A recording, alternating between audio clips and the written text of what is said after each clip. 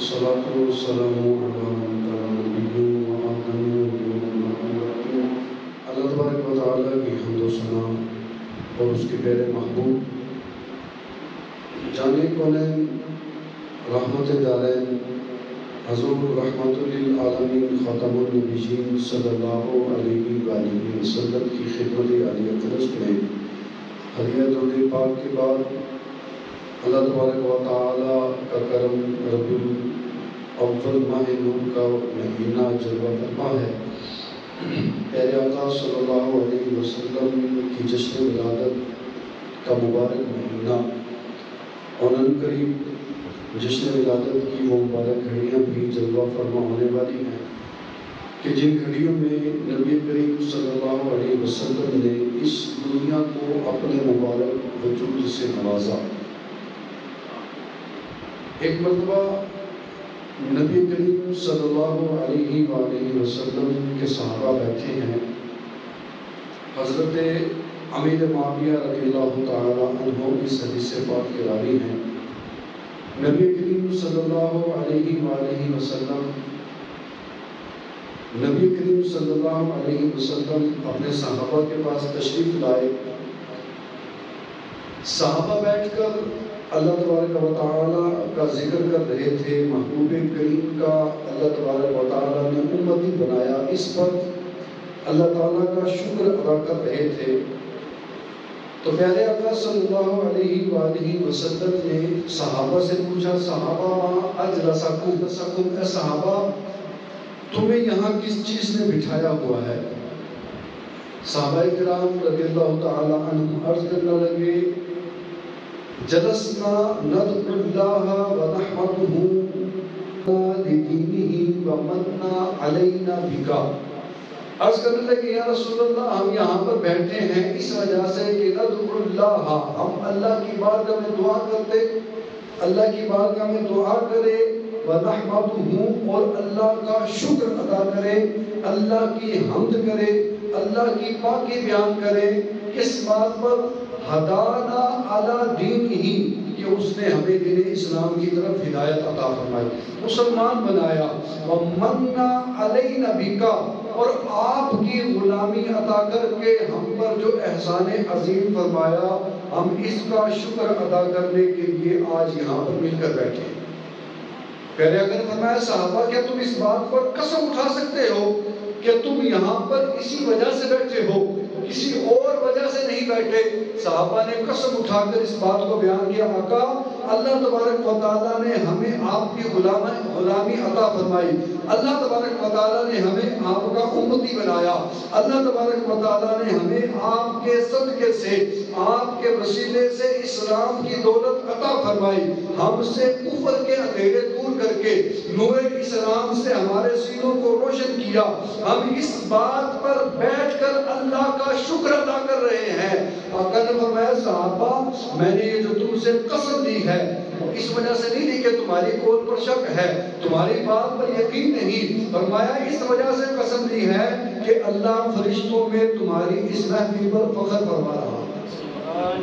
یعنی آج اگر کوئی بیٹھ کر مصطفیٰ جان رحمت صلی اللہ علیہ وسلم کا ذکر کرتا ہے تو یہ ذکر کرنا کوئی نیا کام نہیں ہے، صحابہ بھی مصطفیٰ صلی اللہ علیہ وسلم کا ذکر کیا کرتے تھے۔ پھر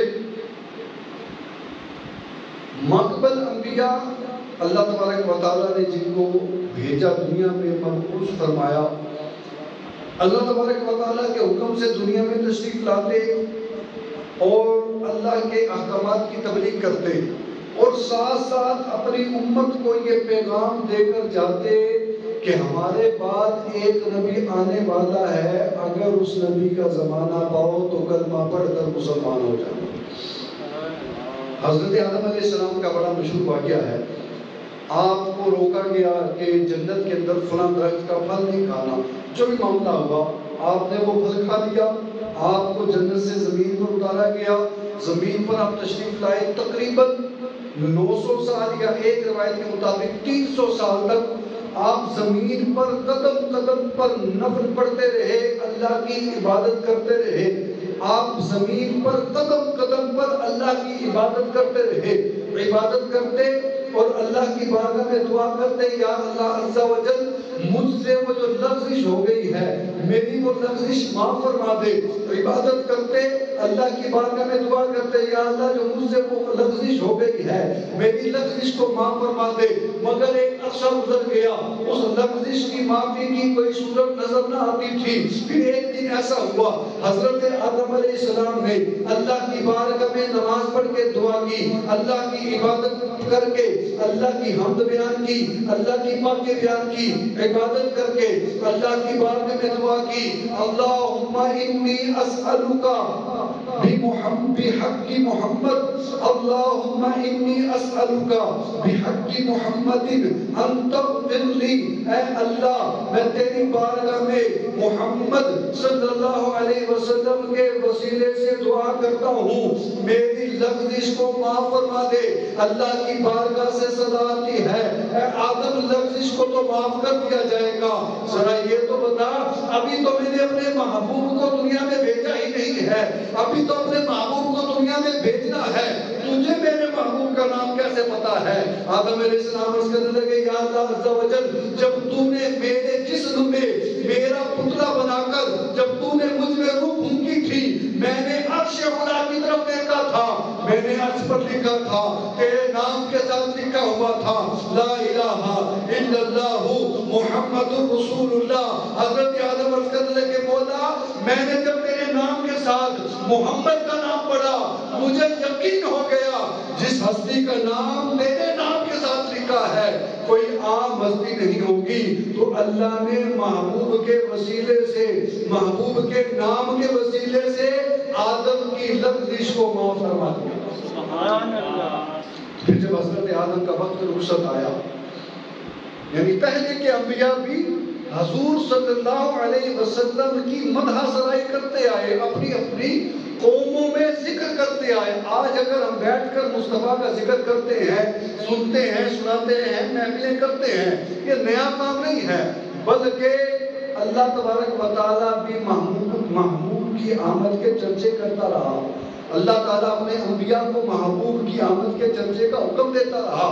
تو حضرت آدم علیہ السلام کا وقت رخصت آیا, اپنے بیٹے حضرت شیس علیہ السلام کو اپنے پاس بلایا, نصیحت کی, وصیت کی, نصیحت کی کہ بیٹا میرے دنیا سے جانے کے بعد اللہ تعالیٰ کی توحید پر قائم رہنا, اللہ تعالیٰ کی عبادت کرتے رہنا, اللہ تعالیٰ کی وحدانیت کی تبلیغ کرتے رہنا. اور سنو جب جب تم اللہ کی وحدانیت کا اعلان کرو تب تب محمد مصطفیٰ کے قصیدے بھی پڑھنا.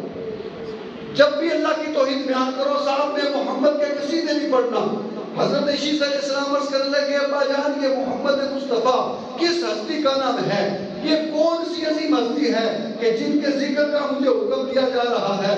حضرت آدم علیہ السلام اپنے بیٹے سے فرمانے لگے اے میرے بیٹے یہ کوئی عام ہستی نہیں ہے, اللہ تبارک و تعالیٰ نے ان کو اپنا محبوب بنایا ہے. حضرت آدم فرمانے لگے بیٹے سن لو میں جنت میں گیا, میں نے جنت کے درختوں پر محمد کا نام لکھا دیکھا, میں جنت میں گیا, میں نے جنت کے دروازوں پر محمد کا نام لکھا دیکھا, میں جنت میں گیا, میں نے جنتی حوروں کی پیشانی پر محمد کا نام لکھا دیکھا, جنت کی چوکھٹ پر بھی محمد کا نام لکھا دیکھا. اور یہاں پر ایک نقطہ بیان کروں, بندہ گھر بنائے, گھر کے باہر اپنے نام کی تختی لگاتا ہے, گھر بنانے کے بعد یہ فلاں بن فلاں کا گھر ہے, کسی اور کے نام کی تختی نہیں لگاتا. جس نے گھر بنایا وہ اپنے نام کی تختی لگاتا ہے. اب جنت بنائی خدا نے, حضرت آدم فرمانے میں جنت گیا, جنت میں میں نے درختوں کے پتوں پر دیکھا محمد لکھا ہے, جنت کی دیواروں پر دیکھا محمد لکھا ہے, جنت کی حوروں کو دیکھا محمد لکھا ہے, حتیٰ کہ جنت کے دروازے پر بھی محمد لکھا ہے. یا اللہ عز و جل دنیا میں کوئی گھر بناتا ہے اپنے گھر کے باہر اپنے نام کی تختی لگاتا ہے تاکہ پتہ لگ جائے کہ فلاں بن فلاں کا گھر ہے, فلاں نے گھر بنایا ہے. جنت تو نے بنائی ہے پر جنت کے دروازے پر اپنے محبوب کا نام لکھا ہے. وجہ کیا ہے؟ علماء بیان کرتے ہیں گویا کہ رب تبارک و تعالیٰ نے جنت کے دروازے پر اپنے محبوب کا نام لکھ کر یہ پیغام دے دیا ہے کہ پیارے جنت تو میں نے بنا دی ہے مگر اس جنت کا مالک تجھے بنا دیا ہے تاکہ تو جس کو چاہے جتنا چاہے جنت میں سے جگہ عطا فرماتا چلا جائے. تو حضرت آدم علیہ السلام مصطفیٰ کا ذکر کرتے آئے، حضرت آدم علیہ السلام مصطفیٰ کی خوبیاں بیان کرتے آئے، پھر حضرت موسیٰ علیہ السلام کا دور آتا ہے۔ حضرت موسیٰ علیہ السلام پیارے آقا صلی اللہ علیہ وسلم نے فرمایا اللہ تبارک و تعالیٰ نے جب آپ کو تورات شریف عطا فرمائی، جیسے قرآن پاک ہے مصطفیٰ پر نازل کیا گیا، تورات شریف حضرت موسیٰ علیہ السلام کو عطا کی گئی۔ حضرت موسیٰ علیہ السلام نے تورات شریف کی جب تلاوت کی، اللہ کی بارگاہ میں عرض کرنے لگے مولا میں نے تورات میں ایک ایسی امت کا ذکر پڑھا ہے کہ جو سب سے آخر میں آئے گی مگر جنت میں سب سے پہلے جائے گی، آنے میں سب سے آخری ہے، سبقت لے جانے میں سب سے پہلے ہے۔ اے اللہ اس امت کو میری امت بنا دے۔ اللہ تعالیٰ جواب ارشاد فرماتا ہے تلک امت احمد، اے موسیٰ وہ تو احمد کی امت ہے، اے موسیٰ وہ تو احمد کی امت ہے۔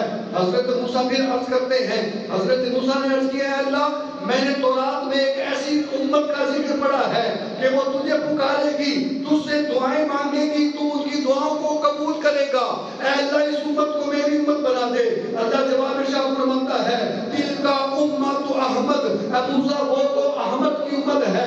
حضرت موسیٰ علیہ السلام نے پھر عرض کی مولا میں نے تورات شریف میں ایک ایسی امت کا ذکر پڑھا ہے کہ تو اس کو کتاب عطا کرے گا، وہ کتاب کو سینوں میں محفوظ کر لے گی، کیونکہ پہلے کی کتابیں انبیاء پر نازل ہوئی ہے، قومیں یا امتیں ان کتابوں کو یاد نہیں کرتی تھی۔ اس مصطفیٰ کی امت کی یہ شان ہے کہ بچہ بچہ قرآن کو یاد کر لیتا ہے، سینے میں محفوظ کر لیتا ہے۔ عرض کرنے لگے مولا ایک امت میں نے ذکر پڑھا ہے تورات میں، ایک امت ایسی ہے کہ تو ان کو کتاب دے گا، وہ ان کو سینوں میں محفوظ کر لے گی، اے اللہ اس امت کو میری امت بنا دے۔ اللہ نے جواب ارشاد فرمایا تلک امت احمد، وہ تو میرے احمد کی امت ہے۔ حضرت موسیٰ علیہ السلام نے پھر عرض کی اے اللہ میں نے تورات میں ایک ایسی امت کا ذکر پڑھا ہے کہ اگر وہ اپنے ہی رشتہ داروں پر صدقہ کرے گی تو رشتہ داروں پر خرچ کرنے کا بھی ثواب عطا فرمائے گا، تو رشتہ داروں پر خرچ کرنے کا بھی ثواب دے گا۔ اے اللہ اس امت کو میری امت بنا دے۔ اللہ تبارک و تعالیٰ نے فرمایا تلک امت احمد، وہ تو میرے احمد کی امت ہے۔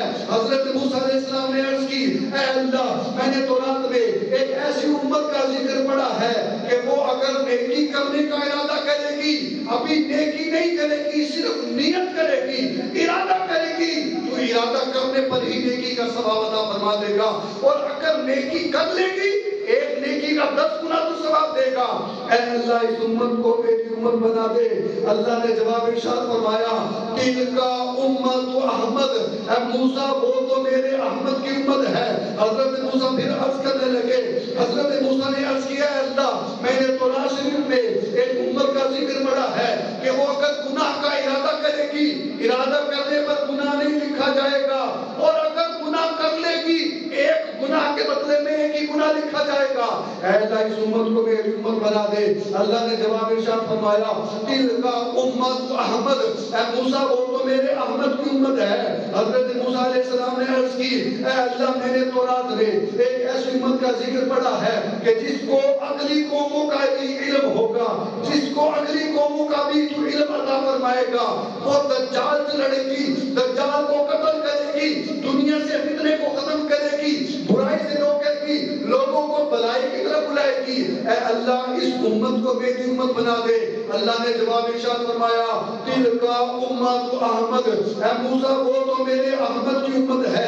الغرض حضرت موسیٰ علیہ السلام تورات شریف میں اس امت کے جو جو فضائل ذکر تھے اللہ کی بارگاہ میں عرض کرتے گئے، اللہ تبارک و تعالیٰ کی بارگاہ میں عرض کرتے مولا اس امت کو میری امت بنا دے، فضیلت ذکر کرتے مولا اس امت کو میری امت بنا دے، فضیلت ذکر کرتے مولا اس امت کو میری امت بنا دے۔ اللہ کی بارگاہ سے جواب آتا اے موسیٰ تلک امت احمد، وہ تو میرے احمد کی امت ہے۔ اب موسیٰ علیہ السلام عرض کرنے لگے مولا اچھا اگر یہ امت مجھے نہیں دیتا ایسا کر اپنے اس احمد کی امت سے مجھے ہی بنا دے۔ مولا امت نہیں مل سکتی، امت نہیں مل سکتی، امت اتنی شانوں والی ہے، ایسا کر مجھ موسیٰ کو اپنے محبوب کی امت کا امتی بنا دے۔ اللہ اکبر، یہ شان اللہ تبارک و تعالیٰ نے موسیٰ علیہ السلام کو عطا کی. ایک بار موسیٰ علیہ السلام نے رب کی بارگاہ میں، اس کی بڑا مشہور واقعہ ہے یہ بھی، کوہ طور پر جا کر رب ارینی انظر الیک، مولا مجھ کو اپنا دیدار کرا، میں تجھ کو دیکھنا چاہتا ہوں. اللہ تبارک و تعالیٰ نے فرمایا موسیٰ لن ترانی، تم مجھے نہیں دیکھ سکتے. اب قرآن کے الفاظ ہیں موسیٰ لن ترانی، فرمایا تم نہیں دیکھ سکتے. موسیٰ علیہ السلام نے عرض کی مولا مجھے تو نے فرمایا ہے کہ تم نہیں دیکھ سکتے، مطلب یہ ہے کوئی تو تجھ کو دیکھے گا. مولا تجھ کو کون دیکھے گا؟ فرمایا میرا حبیب مجھ کو دیکھے گا، میرا حبیب ہے تو میرا جلوہ دیکھے گا. عرض کی موسیٰ علیہ السلام نے عرض کی مولا میں تیرا کلیم ہوں، تو مجھ سے باتیں کرتا ہے، تو نے مجھے سعادت عطا کی، تو مجھ سے باتیں کرتا ہے، تو نے مجھے اپنا کلیم بنایا ہے، تو نے مجھے معجزات عطا فرمائے ہیں. اے اللہ سوال ہے ایک، تو کہتا ہے تجھے زیارت نہیں ہوگی مگر میرے حبیب کو زیارت ہوگی. انا کلیمک و محمد حبیبک فمن فرق بین الحبیب والکلیم. مولا مجھے تو نے کلیم بنایا ہے، محمد تیرے حبیب ہیں، ذرا یہ تو بتانا حبیب اور کلیم میں فرق کیا ہے؟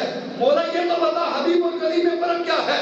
اللہ فرماتا ہے موسیٰ سن لے، تو میرا کلیم ہے، تو مجھ سے باتیں کرتا ہے، تو وادی مقدسہ میں آتا ہے، کوہ طور پر آتا ہے، آ کر مجھ سے باتیں کرتا ہے، مجھ سے کلام کرتا ہے. مجھ سے کلام کی لذت میں تیرے اندر یہ خواہش پیدا ہوتی ہے، تیرے دل میں یہ تمنا آتی ہے کہ جس رب کی باتیں اتنی پیاری ہیں وہ رب خود کتنا پیارا ہوگا. جس رب کے کلام میں اتنا مزہ آ رہا ہے، جس رب کے کلام میں اتنا لطف ہے، اس رب کے دیدار میں کتنا لطف ہوگا. اللہ فرماتا ہے موسیٰ تو کوہ طور پر آتا ہے، اپنے جوتے کوہ طور سے نیچے اتارتا ہے، وادی مقدسہ میں داخل ہونے سے پہلے جوتے اتار کر میری بارگاہ میں آتا ہے اور آ کر مجھ سے دیدار کا مطالبہ کرتا ہے، میرے دیدار کی تمنا کرتا ہے. سن لے موسیٰ وہ میرا حبیب ہوگا، ام ہانی کے گھر میں سو رہا ہوگا، 70,000 فرشتوں کی بارات کے ساتھ جبریل امین کو بھیجوں گا اور جبریل کے ہونٹوں سے مصطفیٰ کی تلیاں چموا کر کعبہ کو حسین کے مقام پر بلا کر دنا اور دلہ کے مقام پر ملا کر معراج کی شب میں مصطفیٰ کو اپنا بیلا کیف دیدار کروا کر اپنا جلوہ دکھاؤں. موسیٰ نے جب عرض کی نا مولا انا کلیم کا وہ محمد حبیب کا، فرمایا تو کلیم ہے، تو وادی مقدسہ میں آ کر دیدار کا مطالبہ کرتا ہے. سن لے وہ محمد میرے حبیب ہوں گے، 70,000 فرشتوں کو جبریل کے ساتھ بھیجوں گا، جبریل کے ہونٹوں سے محمد کی تلیاں چموا کر براق پر سوار کروا کر معراج کی شب میں سدرۃ المنتہا پر بلا کر سدرۃ المنتہا سے رف کے اوپر بٹھا کر سدرۃ المنتہا سے عرش اولی پر ملا کر عرش اولی پر بلا کر بلا کیف اپنے محبوب کو اپنا جلوہ دکھاؤں گا. یہ فرق ہوگا حبیب اور کلیم میں کہ تو دیدار کا مطالبہ کرتا ہے، میں اپنے محبوب کو بغیر مطالبہ کیے اپنا جلوہ دکھاؤں گا. مصطفیٰ کی مدح سرائی یہ آج کا کام نہیں. مصطفیٰ کی مدح سرائی ماں قبل جو انبیاء آتے گئے اپنی امتوں کو یہ بتاتے گئے. ہمارے پاس ایک نبی آنے والا، یہ آیت کا مفہوم پیش کرنے لگا ہوں. اللہ تبارک و تعالیٰ نے تمام کائنات کو جمع کیا ہوا ہے. ابھی میں اور آپ دنیا میں نیا تصور میں لے کر جا رہا ہوں. اللہ تعالیٰ نے ساری کائنات کی مخلوق کی روحوں کو جمع کر رکھا ہے. اللہ فرماتا ہے الستُ بربکم، کیا میں تمہارا رب نہیں ہوں؟ یعنی گویا کہ اللہ تبارک و تعالیٰ نے گویا کہ جلسہ سجایا. 2 جلسے کیے عالم ارواح میں.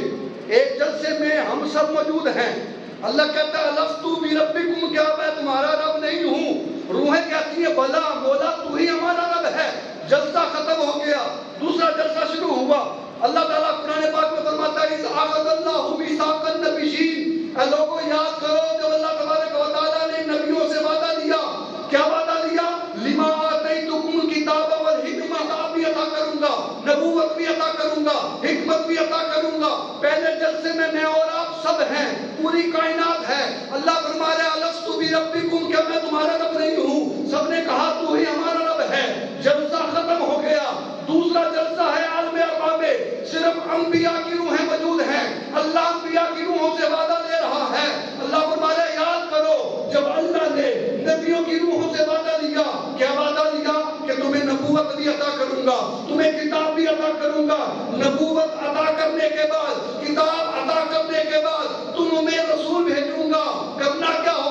فرمایا اپنی اپنی امتوں میں جا کر میرے رسول کا تذکرہ کرنا ہوگا کہ اگر تمہارے دور میں میرا وہ رسول آ جائے اس کی مدد کرنا اور اس کا کلمہ پڑھ کر اس کے غلام بن جانا۔ تو پہلا جلسہ ساری کائنات سے بیان کرنے والا خود خدا ہے، دوسرا جلسہ صرف انبیاء سے، توجہ چاہیے ہوگی اور سبحان اللہ کی پرزور صدا کے ساتھ۔ پہلا جلسہ پوری کائنات ہے، بیان کرنے والا خدا ہے، دوسرا جلسہ تین انبیاء ہیں، بیان کرنے والا خدا ہے، اور موضوع شان مصطفیٰ ہے، یعنی حضور کی شان بیان کرنا، کہ یہ کوئی آج کا کام نہیں ہے۔ ہم دنیا میں ابھی آئے بھی نہیں تھے، میرے مصطفیٰ کے ترانوں کے ڈنکے بج رہے تھے۔ پھر حضرت نوح علیہ السلام کا وقت آیا، قیامت کے دن، پیارے آقا نے فرمایا قیامت کے دن سب سے پہلے حضرت نوح علیہ السلام اور آپ کی امت کو بلایا جائے گا۔ اللہ تبارک و تعالیٰ حضرت نوح علیہ السلام سے پوچھے، حضرت نوح علیہ السلام کی قوم سے پوچھے گا، اللہ تبارک و تعالیٰ حضرت نوح علیہ السلام کی قوم سے سوال کرے گا، کیا تمہارے نبی نے تم تک پیغام پہنچا دیا تھا؟ اور پیغام پہنچائے تو تم نے کیا جواب دیا؟ اب قیامت کے اس میدان میں حضرت نوح علیہ السلام کی قوم انکار کرے گی، وہ کہے گی مولا تیرے اس نبی نے کوئی تبلیغ نہیں کی، ہمیں کوئی نصیحت نہیں کی، ہمیں کوئی بھلائی کا حکم نہیں دیا، ہمیں کوئی برائی سے منع نہیں کیا، تیری طرف سے جو احکامات آئے تھے تیرے اس نبی نے وہ احکام ہم تک نہیں پہنچائے، یعنی صاف انکار کر دیں گے قیامت کے میدان میں۔ حضرت نوح علیہ السلام فرمائیں گے مولا جو تیری طرف سے حکم تھا میں نے کما حقہ اس کو پہنچا دیا تھا اپنی قوم کی طرف، قوم انکار کر رہی ہے، اللہ کا نبی فرما رہا ہے کہ میں نے اپنی قوم کو حکم پہنچا دیا تھا، تیری طرف سے جو احکامات جاری ہوئے تھے بھیج دیے تھے، لیکن قوم منکر ہے، قوم کہتی نہیں بھیجے تھے۔ اب اللہ تبارک و تعالیٰ مصطفیٰ فرما رہے، اللہ تبارک و تعالیٰ اس قیامت کے میدان میں مصطفیٰ صلی اللہ علیہ وسلم کو بلائے گا، آپ کی امت کو بلائے گا، جس امت میں ہمارا جلوہ فرما ہے، مفت کے اندر موج لگی ہے ہماری، ہے جی، مصطفیٰ کی امت میں آگے مفت میں موج لگی ہے۔ اس امت کا پروٹوکول قیامت کے دن یہ ہوگا، مصطفیٰ آئیں گے، پیچھے پیچھے امت ہوگی، امت کو جو اللہ نور عطا فرمائے گا امتی کی آگے آگے چل رہا ہوگا۔ اب قیامت کے میدان میں شان سے یہ امت آئے گی کہ پیچھے پیچھے امت ہے، آگے آگے اس امت کا نور ہے۔ اللہ تبارک و تعالیٰ مصطفیٰ جان رحمت سے پوچھے گا کیا حضرت نوح علیہ السلام نے اپنی قوم کو تبلیغ کی اور میرے احکام پہنچا دیے؟ اس امت سے پوچھا جائے گا، مصطفیٰ فرمائیں گے ہاں حضرت نوح علیہ السلام نے پیغام پہنچا دیا۔ امت بھی کہے گی مولا حضرت نوح علیہ السلام نے جس طرح تو نے فرمایا تھا احکامات کی تبلیغ کی تھی، اب حضرت نوح کی قوم کہے گی مصطفیٰ سے اس امت سے بھئی آپ تو ہمارے دور میں تھے ہی نہیں، آپ تو ہمارے دور میں نہیں تھے، آپ کیسے گواہی دے رہے ہیں؟ اس امت سے کہیں گے تم تو ہمارے دور میں تھی نہیں، تم کیسے گواہی دے رہی ہو؟ پھر وہ محشر کا میدان ہوگا، صاحب قرآن محشر کے میدان میں قرآن پاک کی تلاوت فرمائے گا۔ اب غور کریں، ساری دنیا موجود ہے، مصطفیٰ جس کی ایک جھلک دیکھنے کے لیے زمانہ بیتاب ہے، قیامت کا منظر ہے، میرے مصطفیٰ پوری کائنات کے سامنے قرآن پاک کی تلاوت کر رہے ہیں، ہم بھی سن رہے ہوں گے، کتنا مزہ آ رہا ہوگا۔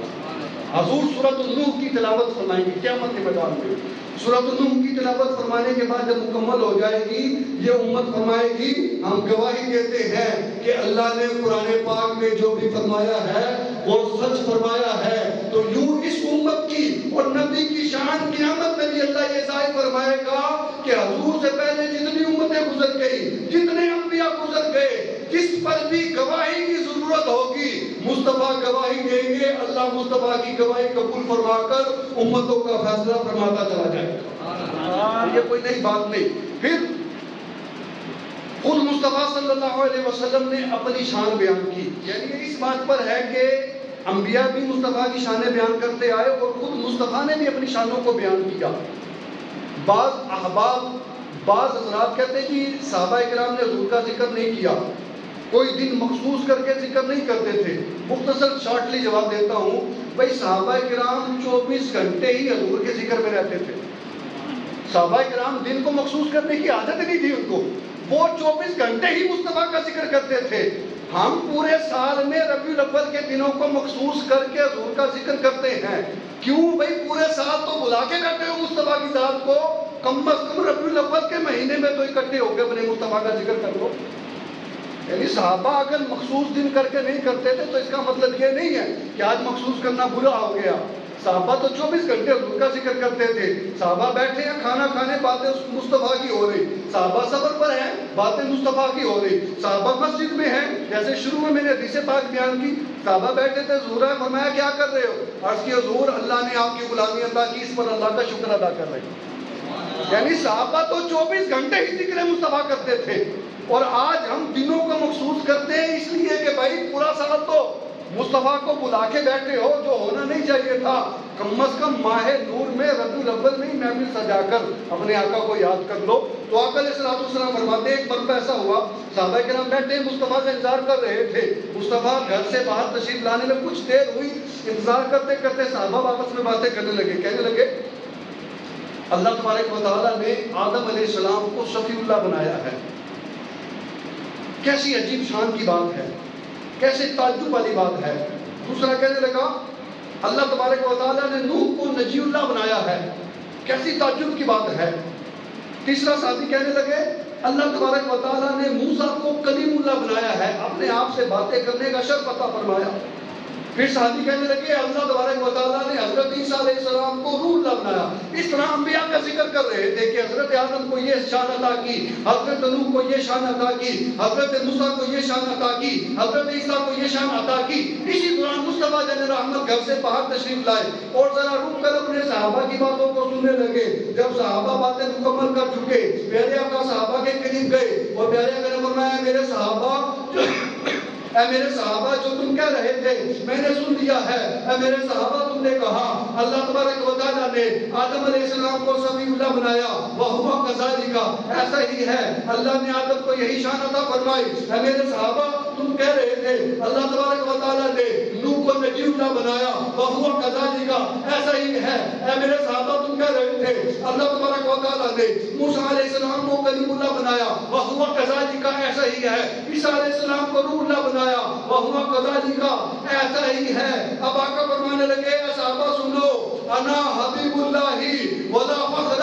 اللہ نے آدم کو صفی اللہ بنایا ہے، نوح کو نجی اللہ بنایا ہے، موسیٰ کو کلیم اللہ بنایا ہے، عیسیٰ کو روح اللہ بنایا ہے.